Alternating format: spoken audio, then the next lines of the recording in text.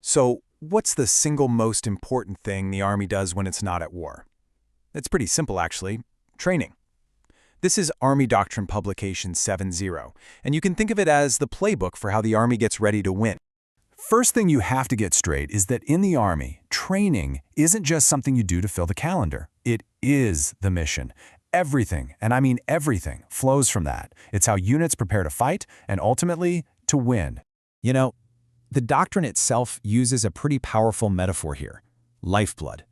And that's no exaggeration. Without that constant flow of tough, realistic training and solid leader development, the whole organization just stops. It fails. So where does all this training happen? Well, the Army looks at it in three places that all work together. First, you've got the institutional domain. That's your basic training, AIT, all the professional schools. Then there's the operational domain. This is the day-to-day work in your unit where you really hone those skills. And last but definitely not least is self-development. That one's on you. It's that personal drive to get better on your own time.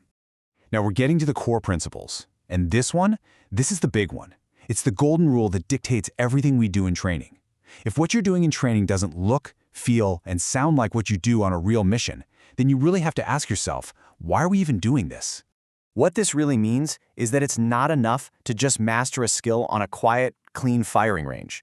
You've got to be able to do it under pressure, with the noise, the stress, the absolute chaos of the real world.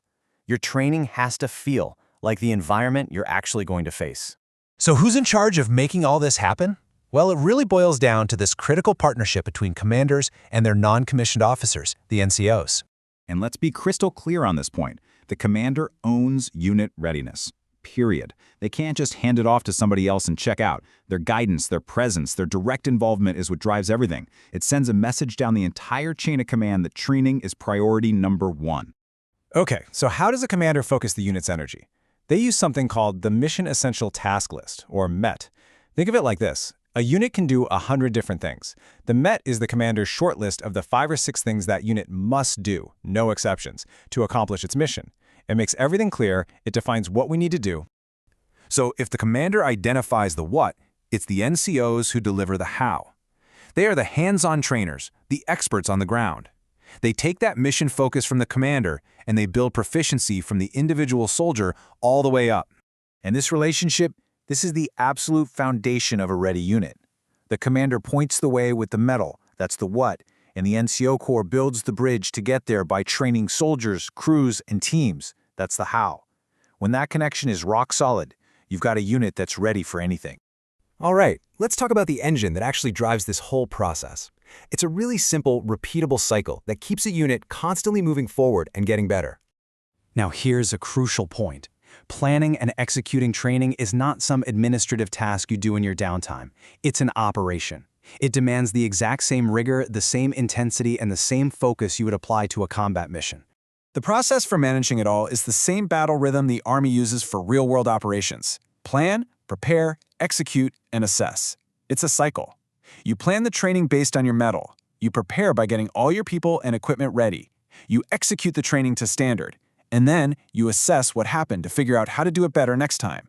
And you know, smart units get efficient with this by using techniques like multi-echelon training.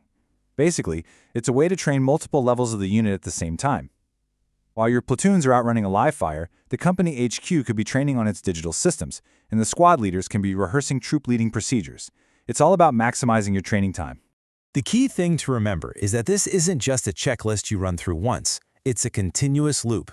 The assessment from one event feeds directly into the plan for the next one. It's a constant process of getting better, refining your skills, and driving readiness up. And that brings us to the final and maybe the most important piece of the whole puzzle. What does success even look like? Because it's not just about getting through the training event, it's about meeting a specific standard. These 3 words are the absolute bedrock of how we evaluate training. Train to standard. The standard is the minimum acceptable level of proficiency. It's objective, it's defined, and it is not negotiable. In the Army, you don't get an A for effort. You either meet the standard or you don't. You see, proficiency in the Army is binary. You're either a go, which means you met the standard, or you're a no-go. There is no almost. And a no-go isn't failure. It just means you train on that task again until you master it. The goal is mastery, not just completion. And who makes that final call on readiness?